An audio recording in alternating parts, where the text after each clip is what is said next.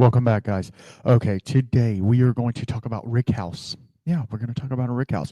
You have barrels. Where do you keep them? Do you know anything about Rickhouses? Let's figure it out. Welcome to the Whiskey Shaman Podcast.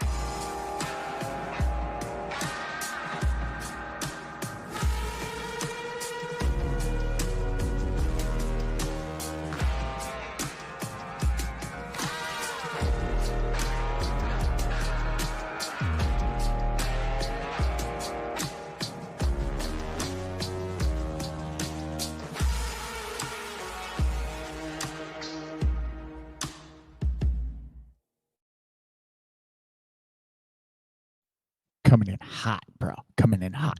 Coming in hot on this one. Okay, so today we're going to talk about Rickhouses, what they are, why do you need them? Why can't you just leave the barrels on the ground?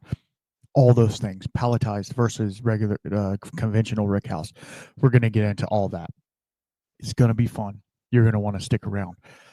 If this is your first time listening to this show, my name is Randall. I am the quote unquote whiskey shaman, right?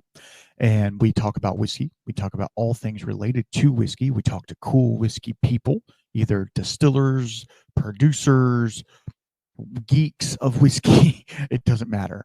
If you're cool, we talk. And then we do private podcasts like this. We do ones where it's me and you, and we're talking about a subject. We get off the rails, we get off topic a lot, but it's a lot of fun. I'm really glad you're here. And if you wouldn't mind, we'll do housekeeping at the end, but if you wouldn't mind, leave me a 5-star review on Apple, Spotify, wherever you would like. Leave me a 5-star review so that more people can see this podcast. I'm getting some great guests and we have some great content.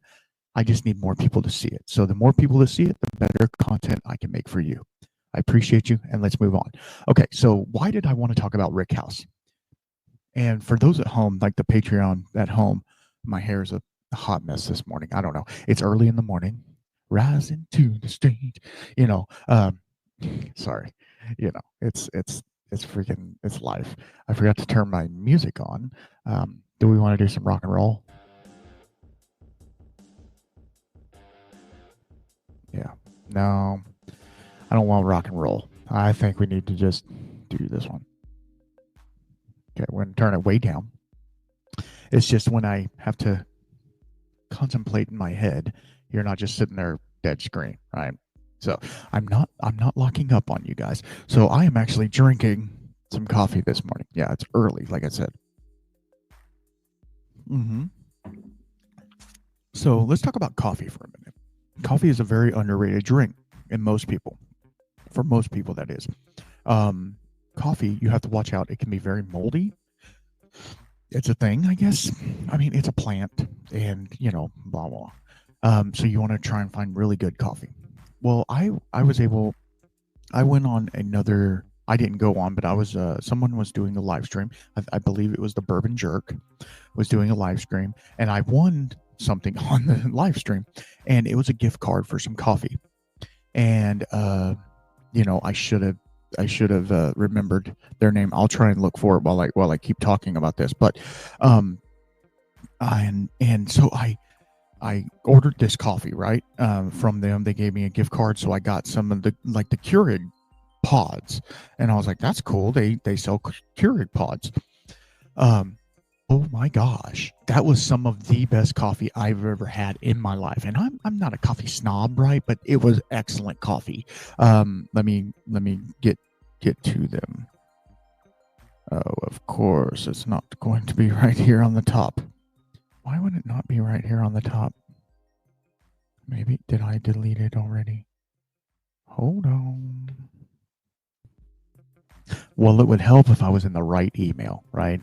I have so many different email accounts, So their company is called, and I want to give them a shout out because they did an amazing job. Double D Coffee Company. So look them up. But the one that I got was their Bardstown Blitz blend, and it was so good, so good. So go check them out if you like coffee. Now, I will tell you this: I am not a coffee snob. I don't drink my coffee black. I'm not a Nazi. Like, what are we doing? Seriously, put some sugar and some cream in your coffee. Come on, guys. Anyway, so enough talk about coffee. let's get into I thought the last time that we were together, we did a weekend whiskey, right? What the news is, what's the haps on the whiskey, right? So let's get into that. There is some pretty cool stuff this coming week with whiskey.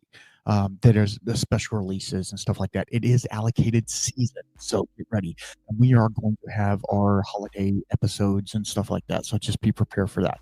There are some exciting new releases.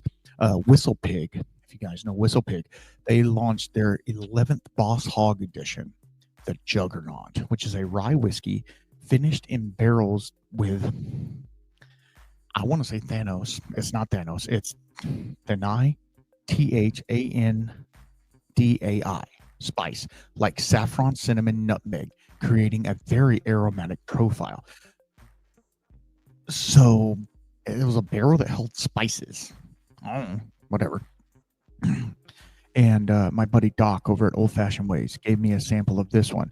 The Garrison Brothers have released their 10th anniversary Cowboy Bourbon, a cast strength bourbon with an intense 140.2 proof, with rich notes reminiscent of pecan pie.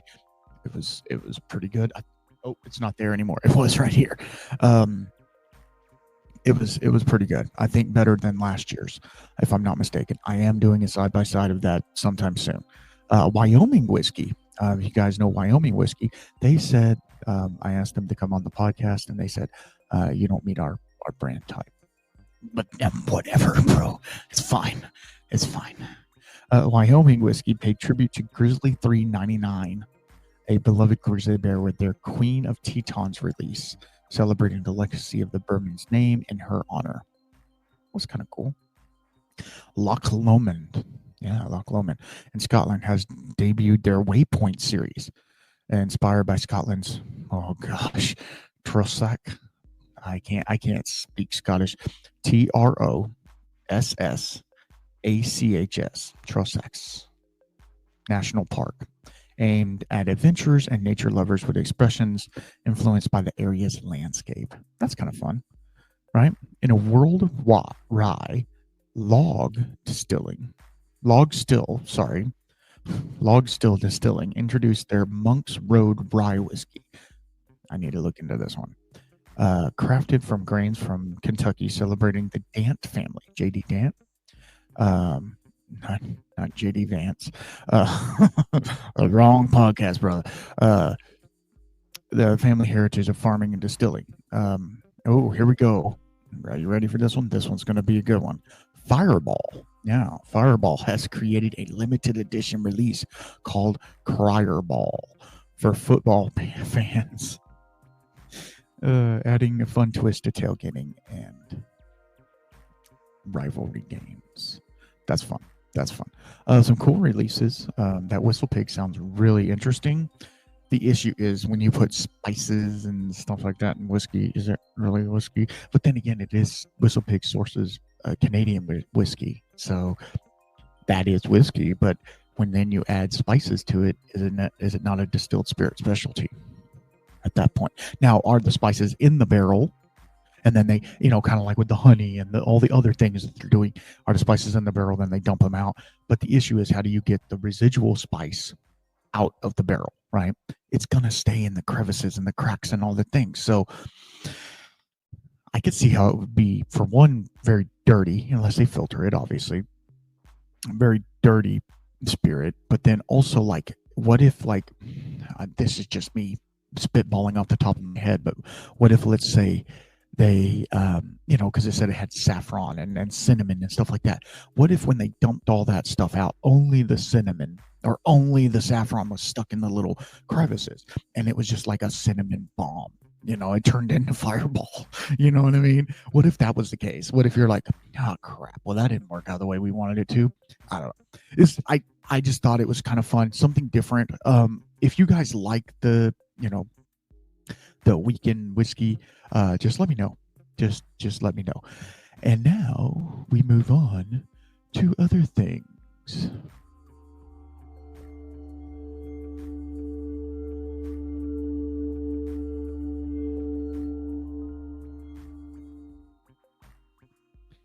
All right, let's talk about Rickhouses.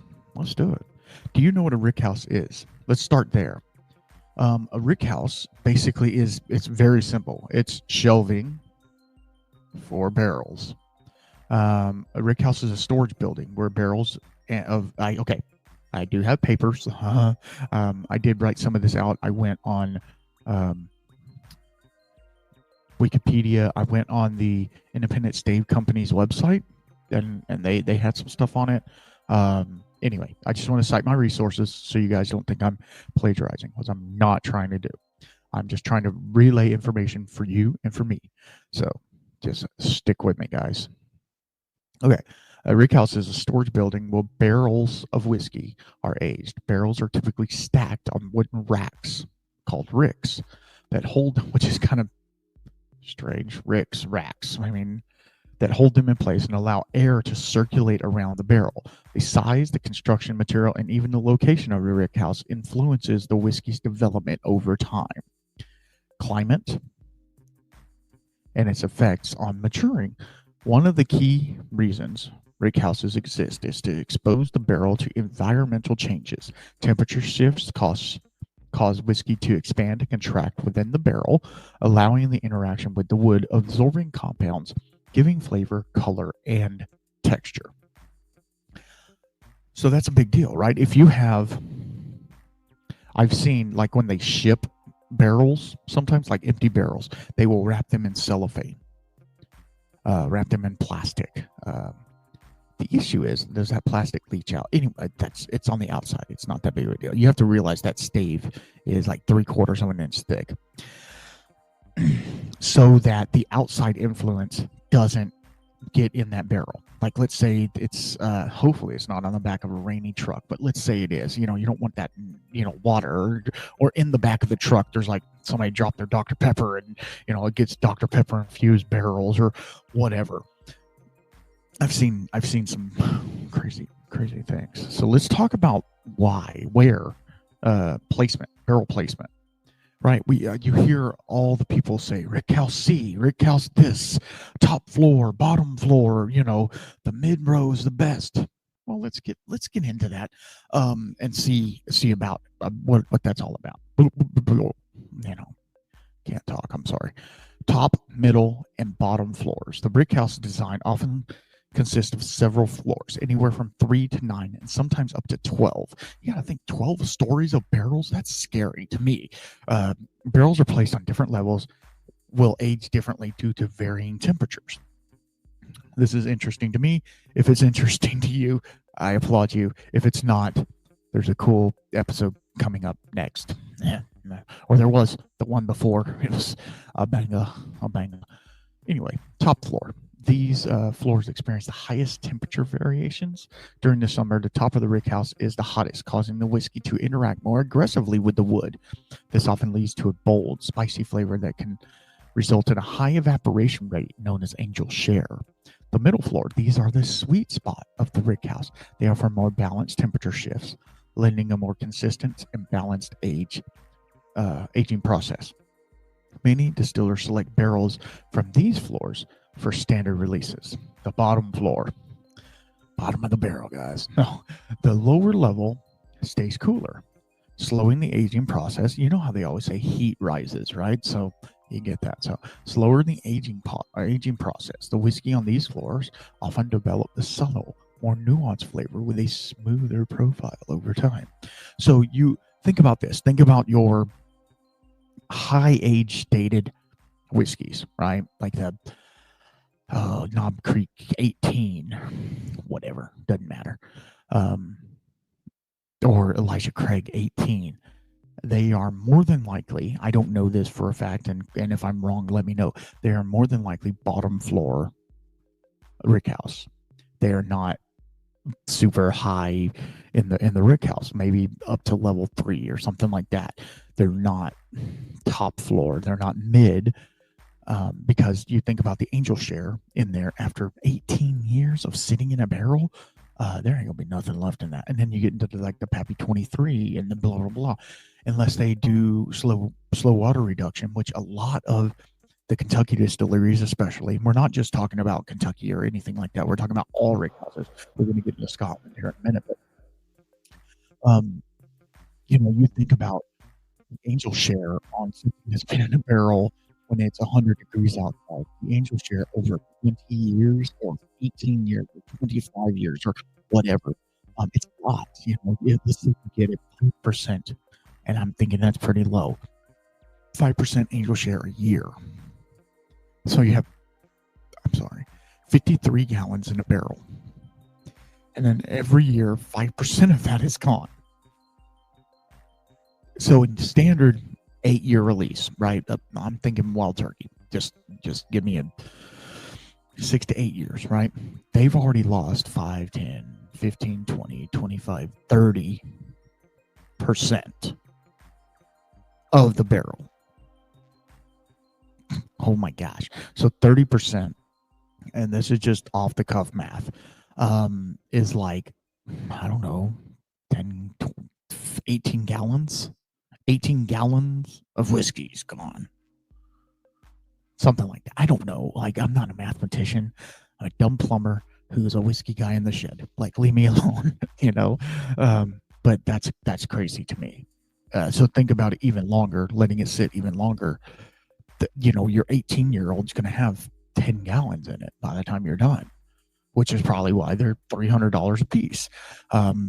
Somebody said, well, I did the best of Texas whiskey blind with my buddies, right?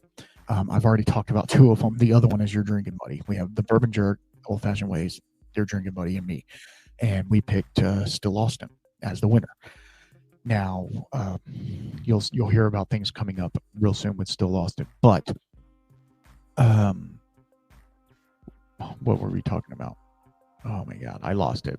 It's gone. We were talking about something about Rickhouse. I'm sorry. Something about, I lost it. It's gone forever. So I just love those guys. Anyway, I guess that's what I was trying to say. Anyway, it's fine. Okay, so the top floor, blah, blah, blah, the lower, smoother profile. Okay, rotating practices. Okay, so this is what I was kind of getting into. Some distilleries, especially in the past, practiced barrel rotation, where they would periodically move the barrel from the top to the bottom and vice versa to ensure a consistent aging process. However, today, many distilleries leave the barrels in place, allowing the variation from floor to floor to create a more diversity in their whiskey offerings. So the Booker's is on 8, the Baker's is on 6. You know what I mean? Like, that's kind of how they do it, because they're all the same mash bill, right? Everybody has 2, 3 mash bills that they do. I need a little drink of coffee. Hold on. This is not the coffee I just talked about. This is another coffee, and I have to have specialty milks and stuff like that because of my issues. I have a lot of issues. I've had a whole lot. Anyway, moving on. Barrels are typically placed on their side within the rickhouse. The number of barrels stacked per rick can vary based upon the distillery's practices and the building design. Some believe that the barrels closer to the walls may age differently due to heat transfer from the outsides, which makes sense, right? While the barrels in the middle might benefit from a more stable condition. So you think about a rickhouse, which a lot of these rickhouses are made from metal, or they're made from old wood slats and stuff like that. So the one closest to the outside of the building, the wall, right, they are going to get more interaction with the outside elements, be it weather, moisture, humidity, heat coming from outside to inside. Whereas the ones on the inside of the rickhouse, they're going to be able to be a little more flavor consistent, if that makes sense. Wow, I actually know some things. Okay, so the types of rickhouse. Let's go here. I always have to adjust because I feel like my neck is creaking. Insider baseball. Let's go. I actually don't have the AC on today. It is 56 degrees outside. Yeah, it's 7 o'clock in the morning, but whatever, shut up. The sun is just now coming up. If those of you on the Patreon will see my face brighten up.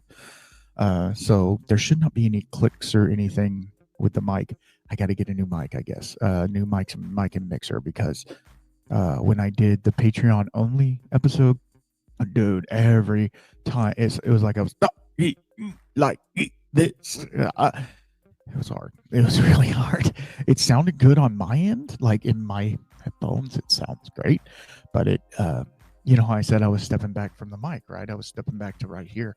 Well, evidently it was picking up the air conditioner or whatever, so it was like trying to go in and out of recording or in and out of microphoning.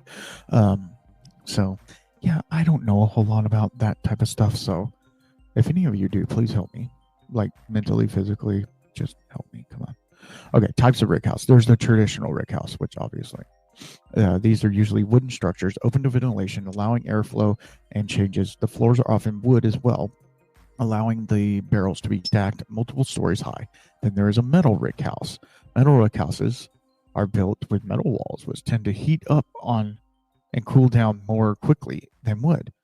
This lends to a more pronounced temperature shift, which might accelerate aging. Well, it's not going to accelerate aging, right? It's going to accelerate maturation. Aging is the amount of time it's in a barrel. That has nothing to do with it being in a rickhouse.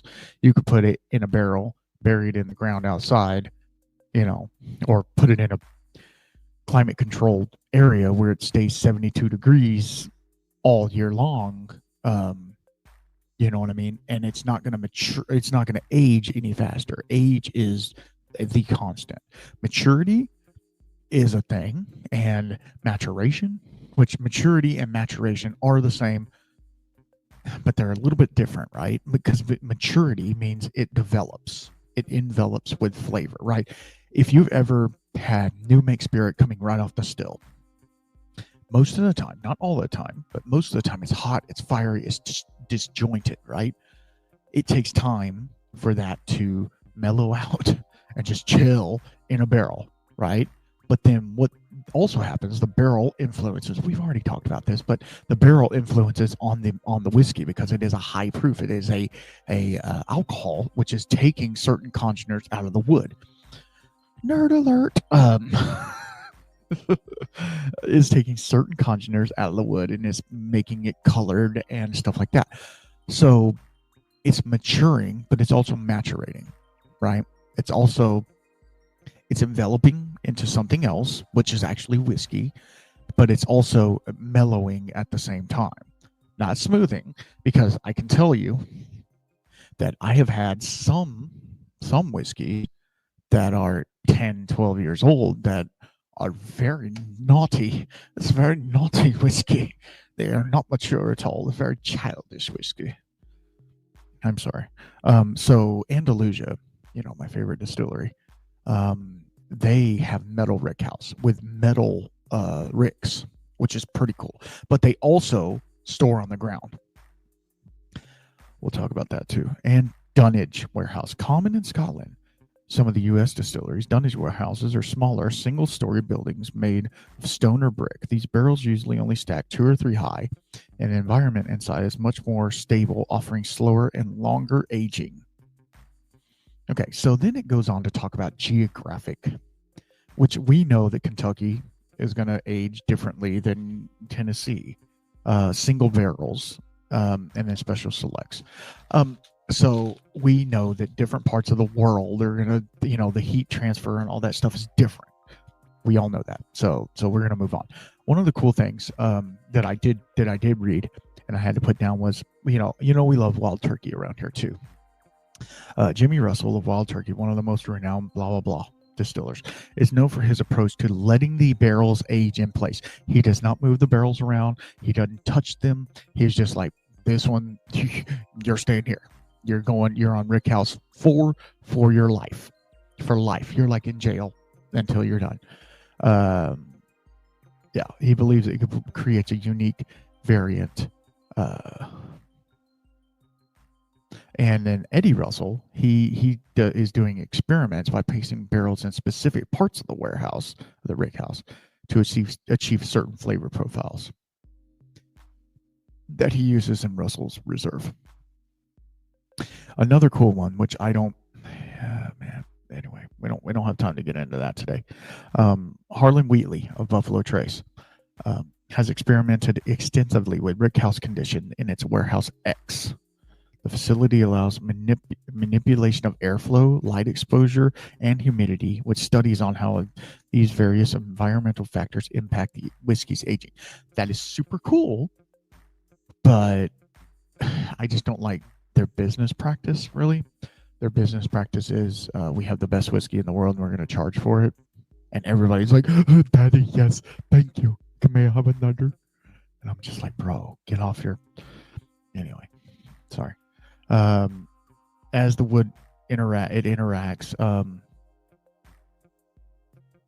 Okay, so Rickhouse layout. Older Rickhouses, such as those at Four Roses and Heaven Hill, after the fire, obviously, that was a huge, are often large, sprawling structures built to maximize airflow and natural temperature variation. Modern rickhouses may incorporate more insulation or even climate control to allow the distilleries to precisely control their aging conditions. There is a fire risk.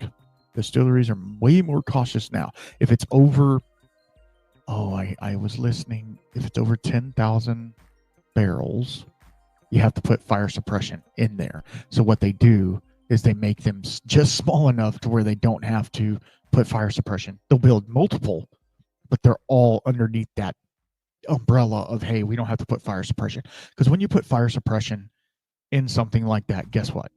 The cost goes way up. Those sprinkler guys, they're going to screw you. Anytime I've ever done like a commercial job where they had to put sprinklers in, they're like, bro, our budget just went through the roof.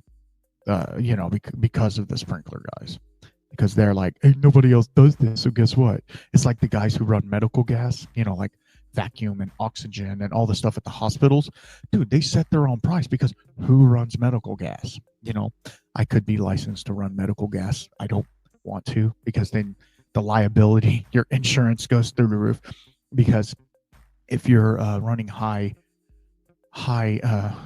oxygen lines, high pressure oxygen, and it leaks and blows up a hospital, that's not good. That's not good for me.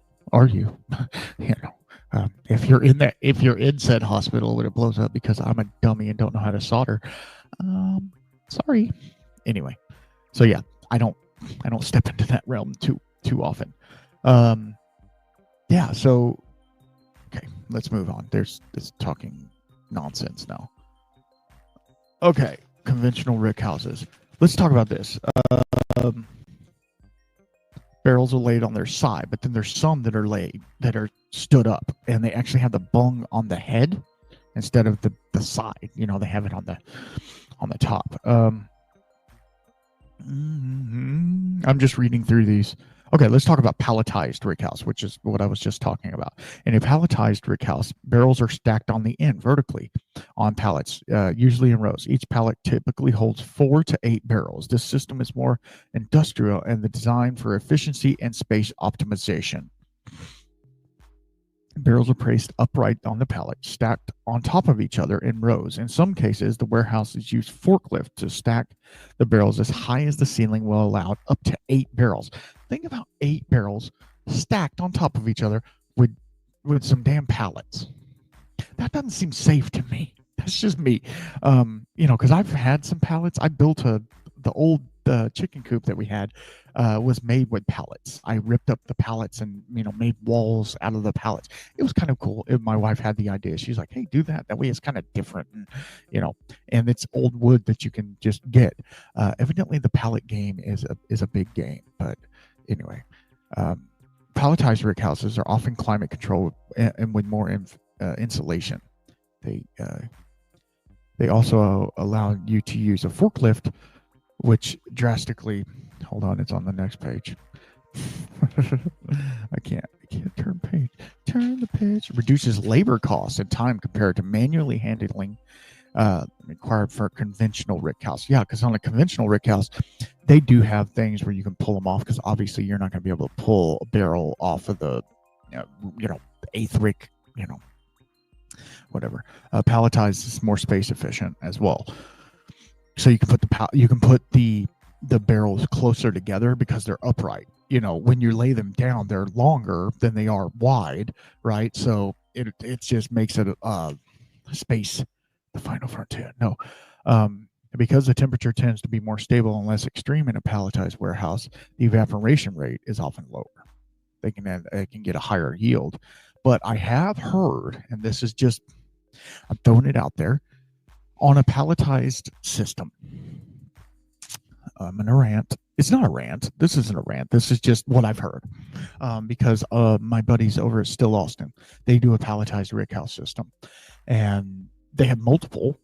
When the one that they have in the bag is probably 2 layers high. It's not very, very many. I mean, it's a lot of barrels, but it's not very high.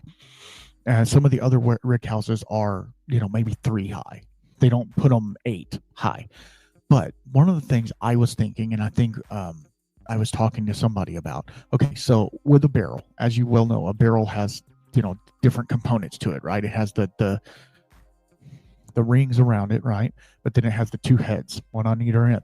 Well, when you turn it upright and you have one head, yes, it's getting full interaction of whiskey all the time. The other head, if you don't have it full to the brim, which you might for the first 6 months, 8 months, a year, maybe, when the angels start taking their share out of there, it's going to drop down. That head is going to dry out because unless you move them around and shake them and do the thing, I don't know if you will. Like you would just leave it over there. Now, do you have a more humid climate to where it kind of just, sits in that? I don't know. But to me, I think that top head, which normally that's where the bung is, right? So they would pull the bung, take their sample out just like that, instead of it being on the side, right? On the side, yes, the wood is still drying out on top. I don't know if they roll the barrels. I've never worked in a distillery for longer than a day, right? So I don't know what they do with barrel treatment. Maybe we need to talk to the next guest about that. Barrel treatment. Do you roll the barrels? Do you not? Especially on palletized, because normally on palletized, they're strapped. They're strapped to the pallet, obviously, because you don't want them just, I'm going to fall. Because 53 gallons of whiskey falling on top of you in a barrel could potentially kill you. So, just say. Yeah. And so the head has to dry out. So that makes it brittle, which I would think, and I don't know this for a fact, that it would make more angel share. Am I right? Would it not make more angel share? I don't know. Let's see. I mean, I would think so, because if it's drier, it's going to be more porous. Therefore, when it heats up, the whiskey's going to evaporate faster, right? That's just my thinking. Now, at Still Austin, they do slow water reduction, right? So they put it in at a higher proof, and they slowly add water. We're talking thimblefuls of water. You got to treat it like a baby. Yeah, they do thimblesfuls of water. So, I don't know. It's pretty interesting. So we're fixing to talk about Scotland's practices, right? Aren't we? This is pros and cons of,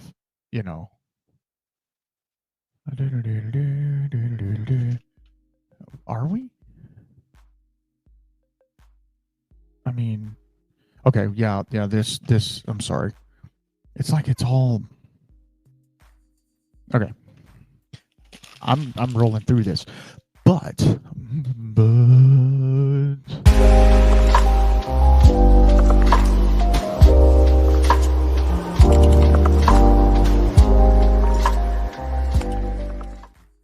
I got to get segment music. I'm doing my little intro crap. I got to get segment music. So today, I'm going to pause the podcast. I'm not pausing. I'm actually still recording, but you know what I mean. And we're going to talk about one of our sponsors. Yeah, we have been with this sponsor for a minute, a literal minute, and they are doing some amazing things. And I want to talk about Hinterhouse Distilling. Yes, Hinterhouse Distilling. We just had them on the podcast. We had Nate over at Hinterhouse, and he talked to us all about their stuff that they're doing.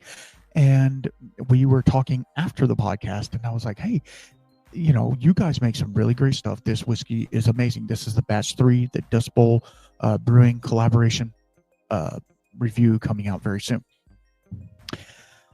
hopefully this weekend. Time allotting, but they are doing some amazing things, and I feel that more people need to know about them. And he goes, yeah, man, marketing and getting our name out there is really hard. And I said, well, I don't have a huge audience, but I have an audience well enough that likes the whiskey. So how about us doing a collab together? And he was right on board. So I want to thank Nate. I want to thank Hinterhouse Distilling for hanging out with me and for sponsoring. So what are we going to talk about with Hinterhouse? They're out of Arnold, California, not Arnold Palmer, Arnold, California. They really are in depth with doing discovery of what different malts do. And so on the back of this one, it gives you all the malt count of every type of malt that went in here. This is a single malt, but it's different types of malt. Super cool, super inviting, right? But they don't stop there. They also are sourcing some bourbon, depending upon which batch you get, and they're finishing it in like wine casks. Really cool. They call it their Calaveras wine finish. So good. There is the single barrels, and then there's the regular release. There's a bunch of stuff. But for the holidays, they have created, and my next one will be with a tasting of this, their new liqueur called the Warming Hut. Yes, and it's a holiday themed liqueur that, it's a little bit Christmassy. It's a little spicy. It's a little, because not everybody wants to drink 90 proof whiskey on Thanksgiving or Christmas or when they're with family. Sometimes you want something a little sweeter. You might want something a little bit spicier or something like that. And that's what the Warming Hut does. It gives you that. So what I need you guys to do, what I need my loyal listeners to do, and I appreciate all of you out there, I need you to go to hinterhostdistilling.com, right? Go sign up with your email so you can get notifications on all the cool stuff they're doing. They are releasing the Warming Hut at the end of this month, right? So go out and get you some. It make great. Have y'all ever had wassail, right? You know what wassail is? It's like a warm wine. This would be great in some wassail, right? Just give it some spice, give it some oomph to it. A little creamy, you know what I mean? Oh, anyway, go to hinterhostdistilling.com right now. Pause right now. Go over there and get you some. And they do ship. They have some shipping partners that they work with, which is really great. And I can't thank Nate and Hinterhouse for. I thank you very much for coming on and hanging out with me. So let's get back to it.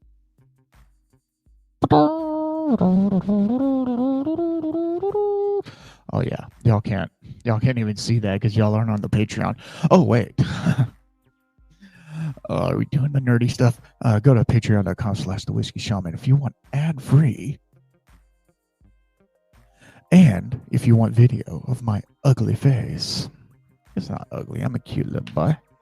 Okay, let's talk about Scotland and Ireland. The climate in Scotland and Ireland is much milder, more fewer extreme seasons. So this lends to a slower and more gradual aging process with less dramatic movement with the whiskey in and out. They use dunnage style warehouses, often low stone or brick buildings with earthen or concrete floors, typically only 3 barrels high. The walls are thick to help maintain consistent cool temperature and retain humidity, not humility. Similar to like a wine cellar, right? Super cool. A wine cellar, that's pretty awesome. Okay. They age slower, obviously. The temperatures remain consistent. So that's how their angel share is a lot less, right? But also their barrel interaction is a lot less because the temperature is so constant, right? And it is lower temperature most of the time. So the influence of the whiskey with the wood, and also 95% of the time, not saying 100, 95% of the time they're using used casks, right? So when you use a used cask, it has given up 75%, I think, of its flavor to the original spirit that was in it, right? Be it sherry, bourbon, whatever it was in.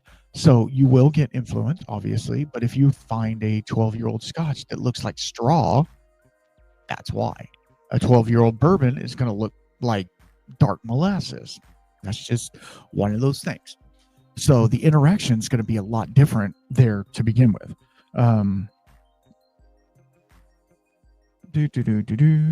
Less temperature, we know that. I'm just blowing through this. So this was kind of cool, but it was like a side by side between Kentucky and Scotland. Scotland has hot summers and cold winters and large temperature swings, but Scotland has cool temperatures and humidity year round. Scotland uses stone or brick, and it's normally single story, whereas Kentucky uses multi-story wood or metal with wooden floors. 1 to 3 barrels high, up to 9 barrels high on traditional rickhouses. Evaporation rate in Scotland is about 2 to 3% annually, and in Kentucky it can be over 10%. So the flavor department, you will have a slower, more subtle and nuanced flavor in Scotland, where in Kentucky you'll have a faster, bolder, and spicier flavor. Scottish distilleries tend to focus on longer age periods. Blah, blah, blah. Ireland, okay, let's talk about Ireland for a second. They focus on triple distillation compared to double distillation. Not all of them, but anyway. It's often lighter and smoother to begin with. Aging, I hate it when they say smoother. Aging the consistency in a cool environment maintains the smoothness, adding the flavors from the wood. Yeah. So the regionality is a big thing. Like, you can think of Japan and stuff like that, which we talked about, Japanese whiskeys and stuff like that. You think about Japan and their climate it's very similar to Scotland. It's just cooler. No, it's not cooler either. Even when I think of Japan, I think of like samurais jumping across mountains and stuff like that. When I think of Scotland, I think of a guy in a kilt, like pushing some sheep. Like it's a little bit different. Like I love Scotland. Don't get me wrong. I'm not ragging on Scotland. I love Scotch. I love Scotchy Scotch, right? But I also just think Japan is like so intriguing. Don't you? It's like super cool. Just their culture and their things like that. So the different rickhouses are it's pretty cool that they're like, okay, think of Texas, right? Texas, very hot, very humid, very fluctuation swings. I mean, we're gonna get up to 75 today. It's 56 this morning, right? That's a 30-degree swing in temperature in one day. So think about that barrel. Now, when you have other days when it's hot outside, it could be 110, but it could be 70 in the morning, right? So that barrel is just, it's just doing its thing. It's doing. Yeah, it's doing that. Anyway, I'm an idiot. I'm sorry.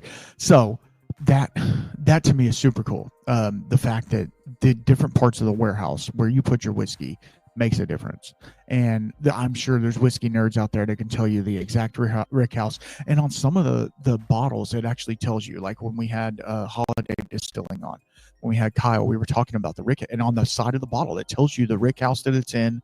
And I know that for Wild Turkey, Rickhouse C, which is Camp Nelson, is a very, it's one of those ones where you're like, if you find a Camp Nelson, you got to get it. I get it. I get it. It must be like, it's like the sweet spot, and they know that. They know that.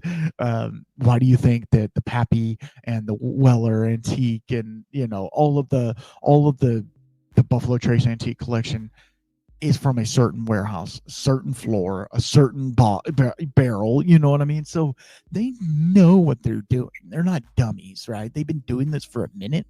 They know what's going to create the best whiskey. Now, will there be differences in it? Of course there will, because the barrel, right, the wood that it's made from 20 years ago isn't the same.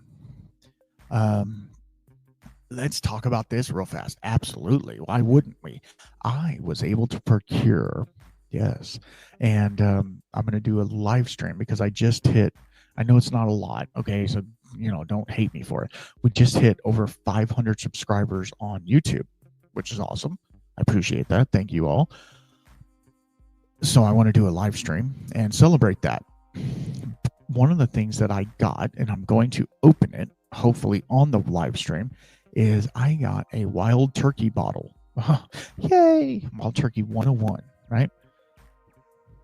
No, it's not what you think. It's not the baseline Wild Turkey 101 that everybody drinks all the time. It's great whiskey, don't get me wrong.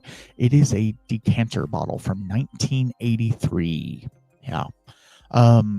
Sealed, of course, with whiskey in it. The issue is it's not full because of evaporation. So it could taste like dog crap. It really could. But what do? We open it because, to me, here's the deal. The decanter itself is super cool. It's a turkey fighting a bobcat or something like that. Super cool. I'll, I won't give you a picture of it because I'm not going to do that, but you'll see it, I promise. The Patreon, I think you already have seen it. So I was just excited to have it, right? Traded a lady some work for it. It's whatever. She actually paid me too, so that was even better. Crazy old people, they went, like, I saw it in her house, like, I guess rant coming in, right? I was doing some work. She had a awful water leak and blah blah blah. I drained her storage tank, all the things. Her well went dry. It was a big deal. She was crying. She's an older lady. I go in there and I said, "Ma'am, I'm going to get you fixed up. It's not a big deal. We'll figure it out." Well, I had to drain the water heater to move it out of the way, to cut a hole in the wall to find said pipe that was leaking. You know the story. So I'm sitting there waiting for the water heater to drain, looking around the house. Well, the line that was leaking, that I thought, I've been doing this for a minute, I know my way around a water leak, but was the line going to the bar sink. There's a little bar sink right there. And so I'm looking, looking at the pipe. Okay, we need to get the blah, blah, blah. And then I look around and I'm like, hey, what's that? And it's a Wild Turkey decanter bottle. And I'm like, oh, that's cool. And then I look and there's another one. And then I look again and there was like 4 or 5 of these Wild Turkey decanter bottles. I'm not certain that they were all full, but I know that 3 of them were sealed, everything. And I'm like, oh man. And she came in there, she was just being nosy, and I said, man, those decanter bottles are so cool. I would love to have one of those, blah blah blah. And I just I'm a whiskey guy, and I told her that. I said, I'm a whiskey guy. I like old vintage whiskey bottles and stuff like that. It's just cool to me. And she goes, okay, blah, blah, blah. And she walks off, and I'm sitting there working, waiting for the water heater to drain. I have a pump, but it's super loud and it makes a mess all over the place. So sometimes it's better just to let it drain. Gives me 5 minutes to compose myself before I have to go do grunt work, right? Well, then she comes back 5 minutes later. I wasn't even done, draining the water heater. And she goes, hey, I'll do you a solid. You fix my leak and I'll give you that decanter. And I said, absolutely, I will fix your leak. And then as soon as I said those words, I was like, oh, crap. What if I can't? What if, there's something and I can't fix it? I was like, shit. Okay. Yeah, no, I already said it. So luckily, I was able to fix the leak. So she gave me the decanter. It's beautiful. I love it. And I'm going to crack it open. So all that being said, thank you. Thank you for that. All right, so let's talk a second now about our other sponsors. Yeah, we got a couple more. I'm sorry. But these guys have been longtime sponsors, so you know them already. Bad Motivator Barrels, right? I got my infinity barrel sitting right over my shoulder. By the end of this year, it will be dumped. It will be dumped, and then we're going to put some high-proof bourbon in it. Yeah, so we're going to have a sherry-finished bourbon. It's going to be amazing. Right now, it has single malts in it. Sherry finished single malts. It is getting a little, it's not overly tannic, but you definitely get some wood influence from it. It's amazing. I love it. Go to Bad Motivator Barrels. Use the link down below. It gives me a ding if you want a barrel. They're almost 2 gallons, so it'll hold a lot. You can put whatever you want in it, beer, wine, anything, if you want to age it. Honey, maple syrup, whatever you want to put in there, you can age. age in it. And then my buddy Zach over at Z Smith Whiskey and Mixology, he does cocktail curations. He does all of the things. He's a whiskey sommelier as well. He loves to do bar backing. He helps bar backs. He helps create bar lists. He does a whole lot with distilleries, with brand write-ups. He's done everything from distilling to marketing. This man knows his shit. Okay, so go to Z Smith Whiskey and Mixology. I'll have his link down below as well. He's on Instagram. Give him a follow. Give him a like. Tell him I sent you over there. If you're in the area where he's at, he loves to do private whiskey tastings and stuff like that. He's working with some brands right now that are doing some really cool stuff. I'm trying to get one of them on the podcast as well. Anyway, go to Z Smith Whiskey and Mixology. Okay. We're done with that. I'm going to not cut this one short. I think we're done with all that. I've been having a great week. We're back at the house. Everything's going. Worked really hard this week in the house. We ripped out one of our showers, and the tile guy is actively, not right now, but actively replacing the shower. Siding is set for this next weekend. The floors have been replaced. We've moved back into the house. I'm feeling pretty good. Work is coming back in. So, you see how everything's just kind of cohesively working. It's really great. I'm really glad you're here. And I keep saying that, but I was just, and this is a gracious honor. So go check it out if you want. The Whiskey Vault, right? If you know anything. Daniel at the Whiskey Vault, they were one of the biggest YouTube whiskey channels out there. It was just Dry Week. And he said that he wanted to have some other content creators create a episode for Dry Week. And so over 40 different people, myself included, created a video for Dry Week. And it was a bottle that was near and dear to your heart and something that you loved. So go check it out. I will actually put it on my page, on my stuff as well. So if you want to, I'm not going to do that right now. I'm going to give it a week or so before I move it over to mine, because I want them to get traction. And go check out all the other ones that did it. I know Whiskey 411, Kilco did it. It's Bourbon Night, Bruzel. Yeah, Bruzel, which sucks for me. Now, a little rant here, but I did mine, and I talked about a Scotch Malt Whiskey Society bottle, obviously. And then right after mine was Bruzel, which I was like, oh, crap. He has like 50,000 views on his, and I have like 5. No, I don't have 5. We're doing great. It's just, you can't compete with Bruzel. He's just a TikTok madman, So anyway, puts Weller foolproof in his lawnmower. He's that type of dude. So seems like a really cool guy. Anyway, one day I'll meet him, and it'll be fine. But I appreciate all of you being here. I appreciate all the love and the support, and I thank you all so much. If you would like to go ad-free, if you would like to get before the episode exclusives, if you'd like to do any of those cool things that the cool cats over at Patreon are doing, go to patreon.com/thewhiskeyshaman and sign up today. You can get in for as little as $1 a month. Yeah. It's been really fun talking about Rickhouses. I know it's not the coolest topic, but guess what? Whiskey has to be stored in barrels, and those barrels got to go somewhere, right? So if you've ever been in a Rickhouse, it has a distinct smell, a very intoxicating almost smell. It's ethereal almost. It's shamanesque, if you will. So go to a Rickhouse, go smell it, pull right out of the barrel. Oh man, it's so much fun. Anyway, if you go out there, whiskey's happening around you, as you well know. Go find some whiskey, hang out with some friends, because that's what whiskey's all about. And I love you all. Thank you all so much for the support. Thank you. If you have any topics that you'd like for me to talk about, please let me know in the comments. Please let me know. Shoot me an email, whiskeyshamanpodcast@gmail.com. Just let me know if you want me to talk about anything that I haven't already talked about. We've talked about a lot of stuff, right? We're almost to 100 episodes, so we've talked about some stuff. And I can't thank Hinterhouse enough for coming on and becoming a sponsor as well. So I thank you all. Y'all have a good rest of your weekend, good day, whatever you're doing. If you're mowing the lawn, if you're hanging out with family, if you're driving, doesn't matter. Just know that you are loved by someone, okay? And until next time, keep your spirits up. Peace out.